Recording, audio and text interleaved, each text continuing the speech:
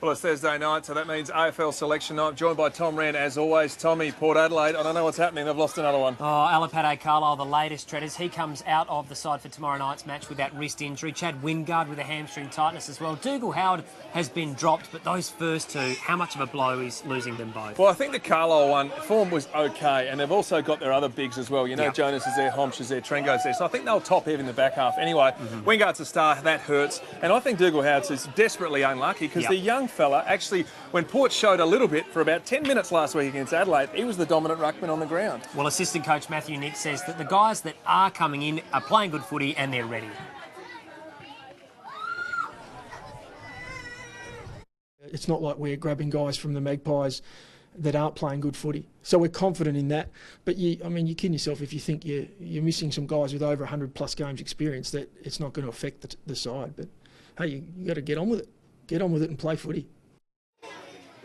Well, Treaders, let's have a look at the ins now. Darcy Byrne-Jones, Carl Amon and Paul Stewart. Are you happy with those three inclusions? Well, Paul Stewart's getting to, at the end of, not at the end of his career, but he's an experienced player, so he's going to come around, he's going to have a crack. And the one thing that Port was missing was effort. Yep. And I guess there's a bit of complacency in that team. Amon's form in the SNFL been very, very good. Darcy Burns gets his first crack at AFL footy, Friday night footy, what a great stage.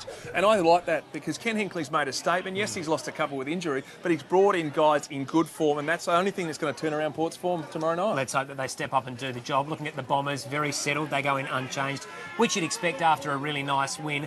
We'll have a look, though, now at the other game, and the Crows also unchanged for the match against Richmond on Saturday. You happy with that one, Treaders? Yeah, absolutely. Don Pike was talking yesterday in the news going, maybe we'll bring back Nathan Van Berlo because he's form, but he was never going to make that call. You don't change a team who is on fire like Adelaide was last week. They obliterated Port Adelaide. They take on Richmond, who you don't know which way you're going to get, but the good thing is you don't make changes when you're a confident team and you're playing as good as Adelaide did. So it's a smart move by Don Pike. Well, it's funny you say that. Daniel Talia, experienced defender, says exactly that. Good teams are usually pretty settled ones as well.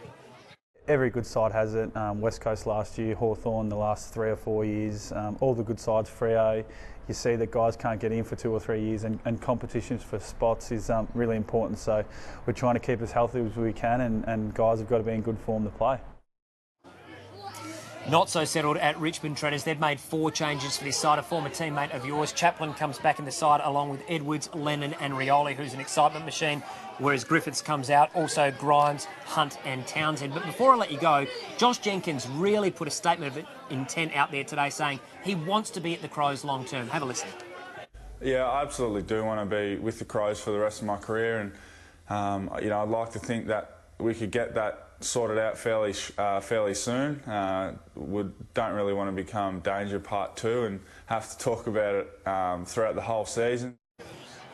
Treaders, he wants to stay. He's in ripping form. Some say career best. Why isn't this deal being done? I think it's pig-headedness by Adelaide. They don't want to give away 4 years at the moment. Mate, he's kicked 9 goals in 2 weeks, 4.5 a game. He's in career best form. I'd be doing the deal because someone else will snap him up. If you flirt with letting him fall out of contract, I don't know why Adelaide is holding back on this. And your 9 winners before I let you go? Well, I'd want to improve on my 3 last week, Rennie. I absolutely stunk it up. Please do. And some of the teams I've gone for, I think Port will get the job done against the Bombers. The Crows should get the job done against Richmond at Etihad Stadium.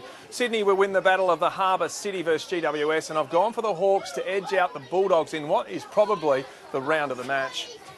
Border Soccer and star defender Tarek Elridge has made a surprise return to the Red squad for tomorrow's season-defining clash with Melbourne City. Elridge has missed a month with a groin injury. Tarek have been doing very well all this year. We know his characteristics, so I hope that he play and help us in attack like he's doing every game. But he's no certainty to play. The Reds taking 18 men to Melbourne for tomorrow night's clash, and a must-win if there are any chance to be claiming the Premier's plate. Olympic legend Grant Hackett is one step closer on his comeback bid, making it through to the final, the 400-metre freestyle at the Olympic selection trials in Adelaide. The 35-year-old finished 4th fastest in the heats, a couple of seconds behind top qualifier Mac Horton. The final will be held tonight, with the top 2 making it into the team for the Rio Olympics. And 80-year-old legend Gary Player was one of a record 9 golfers to shoot a hole-in-one during the Masters Par 3 contest. But while Webb Simpson was pretty happy with his efforts on the 9th. It might take a bit more to impress his playing partner, Bubba Watson.